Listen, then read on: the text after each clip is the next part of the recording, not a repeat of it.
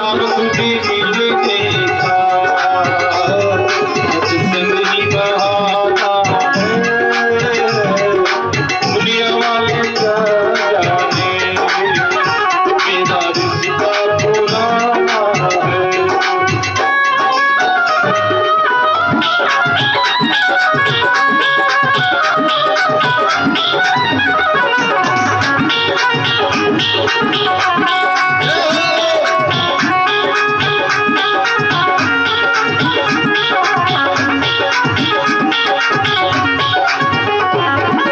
सूरज में ढूंढा तुझे, चंदा में पाया है, वो सूरज में ढूंढा तुझे, सूरज में पाया है। सूरज में ढूंढा तुझे, चंदा में पाया है, वो सूरज में ढूंढा तुझे, सूरज में पाया। तारों की झिलमिल में मेरा शाम का ठिकाना है,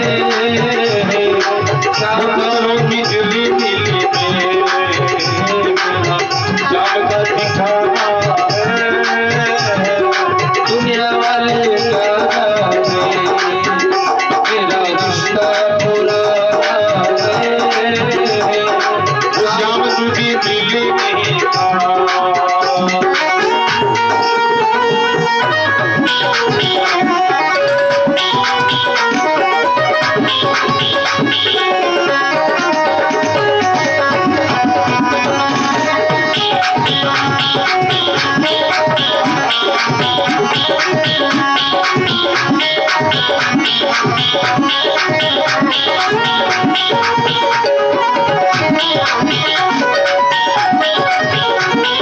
गंगा में ढूंढा तुझे, यमुना में पाया है, वो गंगा में ढूंढा तुझे, यमुना में पाया है, गंगा में ढूंढा तुझे, यमुना में पाया है, वो गंगा में ढूंढा तुझे, यमुना में पाया है, वो सागर की लहरों में मेरा शाम का ठिकाना है, सागर की नीलों में मेरा शाम का ठिकाना है, दुनिया वाले क्या जाने मेरा रिश्ता पुराना है, दुनिया वाले क्या जाने मेरा रिश्ता पुराना है। राम तुझसे मिलने का सत्संग दीवाना है, राम तुझे मिलने का सत्संग ही बहाना है।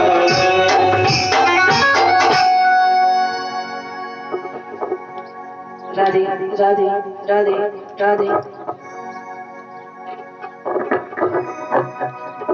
राधे राधे राधे राधे। बोली कृष्ण कन्हैया लाल की जय हो, ठाकुर जी महाराज की जय हो, रानी सती दादी की जय हो, बाबा भूतनाथ की जय हो, वेदव्यास जी महाराज की जय हो, सुखदेव जी महाराज की जय हो, श्रीमद् भागवत महापुराण की जय हो, जय जय श्री राधे, जय जय श्री राधे। बोलिए मोर मुकुट बंसी वाले की जय हो।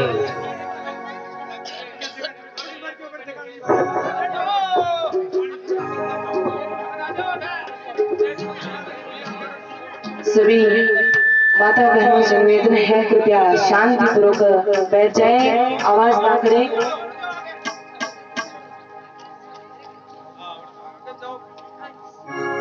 और 5 मिनट हरि के चरणों में ध्यान लगाए, कि हमारे बांके बिहारी लाल बिहारी जी का स्वरूप का चिंतन कीजिए। कितना उनका सुंदर स्वरूप है। मोर मुकुट, गले में वैजयंती की माला, हाथों में बांसुरी और पैरों में पायलियां। इस सुंदर स्वरूप का अपने अपने नेत्र बंद कर लीजिए और हरि के चरणों में ध्यान लगाए। धिया सदा परिभवदनम् विष्टं दोहा तीर्थासपद शिव वीर जी चंतम शरणं वेदा प्रणतपाल भवादिपोतम वंदे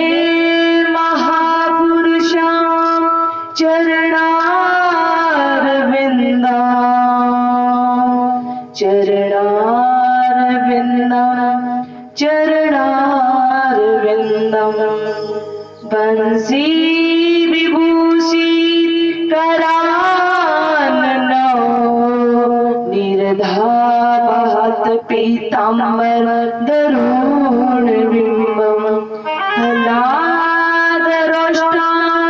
पूर्णेन्दुशूर्ण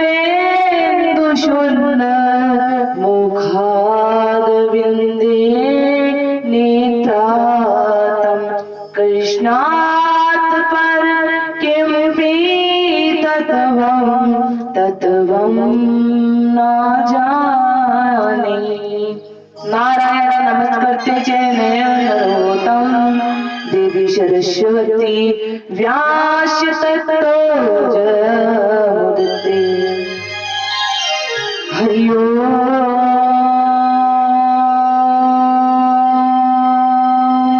श्री गणेशाय नमः। श्री सरस्वती नमः। सच्चिदानंद स्वरूपाय विश्वोपाध्याय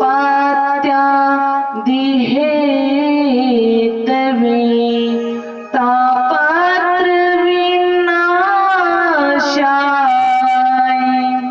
श्री कृष्णा वयं नमः। श्री कृष्णा वयं नमः। जय जय श्री राधा रमण, जय जय नवल किशोर, जय गोपी चित चोर प्रभु, जय जय माखन चोर, जय जय माखन चोर। राधा मेरी मात है, पिता मेरे घनश्याम, इन दोनों के चरणों में मेरा कोटि कोटि प्रणाम। आए हो तो प्रेम से लो हरि का नाम, सब भक्तों को रीना की जय जय राधे श्याम, जय जय सीताराम। बोलिए बोल बोल बंसी वाले की जय हो।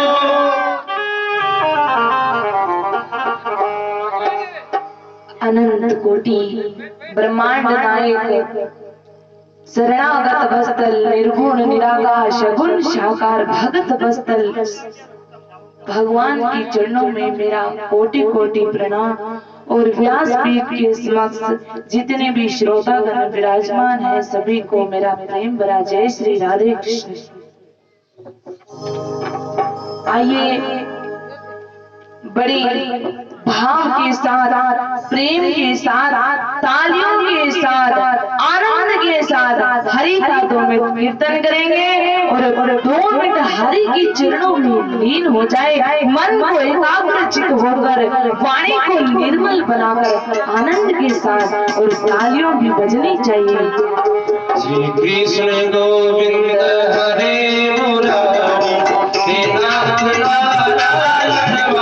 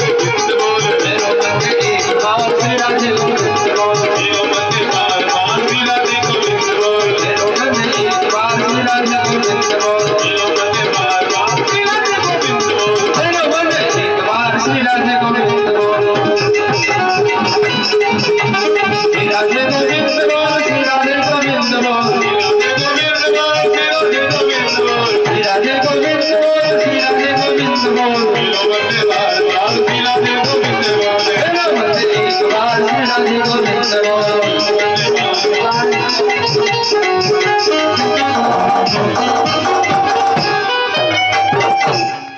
बोलिए बाकी प्यारी लाल की जय हो राधे राधे सरकार की जय हो।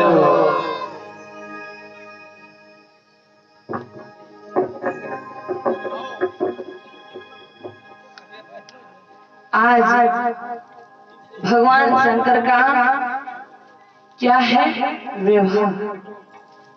तो सभी मैया तैयारी के साथ आए हो क्या?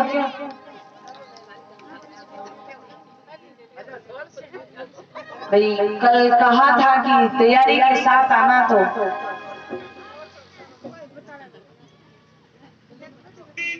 तो महाराज इसी प्रकार सिर्फ प्रथम दिन ज्ञान की चर्चाएं चलती है और प्रथम दिन के बाद एक से अनेक प्रोग्राम होते रहते हैं। कभी शिव विवाह, कभी भगवान का जन्मोत्सव, कभी रुक्मिणी विवाह, कभी कंस का वध, ऐसे करते करते चलते हैं। लेकिन प्रथम दिन की जो कथा होती है उस दिन ज्ञान की बातें ज्यादा चलती है। यानी व्यक्ति को जो प्रथम दिन की कथा होती है उस दिन विशेष ध्यान रखकर कथा को आनंद के साथ सुनना चाहिए, बल्कि कोई भी बातचीत नहीं होना चाहिए कथा के अंदर। कथा में हम घर से क्यों आते हैं? कोई बात करने के लिए नहीं आते, बल्कि कथा में इसलिए आते हैं कि कथा सुने और हमारे जीवन में कथा को उतारे। यही कथा का मतलब होता है। कोई ये थोड़े ना हुआ कि कथा में आ गए, कथा सुन लिया, कथा अच्छी है कि बुरी है, व्यास जी अच्छे हैं कि बुरे हैं, कोई ये देखने के लिए कथा में थोड़े ना आते हैं। कथा को अपने जीवन में उतारने के लिए हम कथा में आते हैं कि कथा में महाराज ने हमें क्या कहा था, उसे ध्यान से सुनना। क्योंकि इस जीवन में अनेक कथा करते हैं, अनेक कथा वाचक है, अनेक व्यास है कथा करते हैं, सब अनेक एक बात कोई नहीं बताता। सबके मुखर में से अलग अलग वाणी निकलती है, अलग अलग बातें बताते हैं। हम कई बार ये कह देते हैं कि इस कथा का क्या, ये कथा तो हम टीवी पर भी देख चुके हैं, ये कथा तो हम कई बार सुन चुके हैं। महाराज मेरे कहने का तात्पर्य यही है कि ये कथा तो आप अपने जीवन में कई बार सुन चुके हैं, लेकिन इस कथा में ये चाहे एक हो चाहे अनेक हो, इस कथा में एक ना एक नई बात जरूर आती है। आप कहते हो कि हमने कहा तो टीवी पे देखी है, हमने हमारे गांव में कथा हुई है। और मैं पूछ रही थी कि मैया कल कौन सी कथा हुई, तो याद ही नहीं कि कल कौन सी कथा थी। तो कथा सुनने का फिर मतलब क्या हुआ? कथा सुनने का मतलब ये नहीं होता कि सुन लिया बस। भागवत में दो प्रकार की मुक्ति बताई गई है। दो प्रकार की कौन कौन सी? एक केवल्य मुक्ति और एक भागवत मुक्ति। केवल्य मुक्ति वो होती है कि प्राणी ईश्वर में लीन हो जाता है और प्राणी और भगवान दोनों आपसी में लीन हो जाते हैं, दोनों का तार एक दूसरे से जुड़ जाता है। इसे केवल्य मुक्ति कहते हैं। भागवत मुक्ति का अर्थ क्या होता है कि प्राणी भक्ति तो करता है अपने जीवन में, लेकिन क्या होता है कि संसार इस गृहस्थी के अंदर बढ़ जाता है।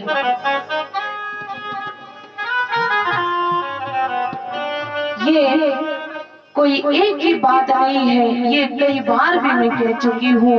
क्योंकि ये जो परिवार है, जिस परिवार के लिए हम भागते हैं, दिन रात कहते हैं कि ये मेरा है, ये वो मेरा है, इस संसार में स्पष्ट कहती हूँ कि इस संसार में हमारा कोई नहीं है। सभी हमारे सुख के लिए हमारे पास रहते हैं। माता पिता भी जब हम पैसे कमाते हैं तब तक तो रहते हैं, और जब पैसा कमाना छोड़ देंगे तो वही माता पिता हमारी बुराई करना शुरू कर देंगे।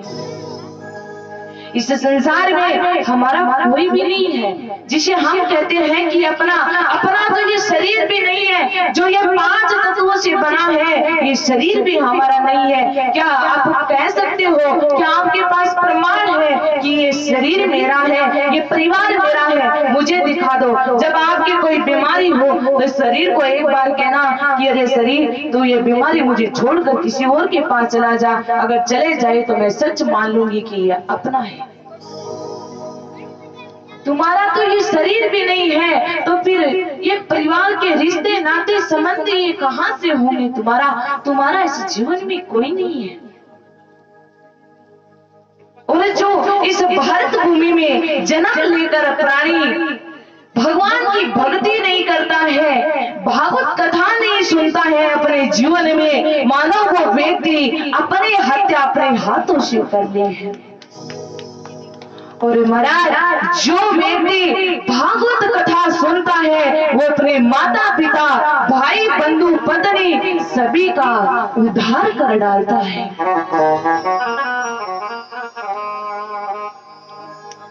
हम आपको ये नहीं कहते कि आप भगवान ले लो, आप संन्यास ले लो, आप तपस्या करते रहो, इस गृहस्थी में रहकर भी भगवान की भक्ति कर सकते हो। लेकिन गृहस्थी का एक कारण है, गृहस्थी का कारण यही है कि गृहस्थी में अनेक प्रकार की बाधाएं भी आती है कि घर में कोई व्यक्ति बीमार हो गया तो उसके बारे में अनेक प्रकार की चिंताएं होती हैं कि उसको दिखाओ, तो हम भगवान की भक्ति मन को एकाग्रचित होकर नहीं कर सकते, क्योंकि अगर उस व्यक्ति को नहीं बचाया गया तो फिर हमारी भक्ति ही किस काम की है।